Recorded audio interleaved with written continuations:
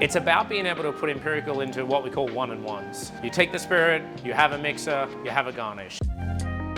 This is all we need. Let's make some drinks. Personally, my favorite that I always drink is the Ayuuk ginger ale, fresh cucumber.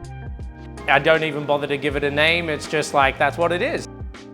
That Pasilla Mihe chili in the Ayuuk, I mean, it just rips through. You've got that delicious, fruity smokiness. You can do 1 ounce, you can do 2 ounce, like, I'm not your mother, like, make it how you feel it enjoys best. And I'm gonna do 1.5 ounces. It's the most unexciting cocktail to make. That's the real thing about it, is people are like, when you tell people about it, they're like, oh, but I want something more. And it's like, that's great. And we all, of course, always have something more for you. But like, sometimes you just want the classic. Sometimes you just want the simple. We can do ginger ale. Canada Dry is my preference wherever possible. And then we're just gonna give ourselves a sexy wee thing of cucumber. Pop it in there like you would at your favorite spa water. Yeah, and that's it, yeah. It's damn delicious. Just make what you enjoy in life.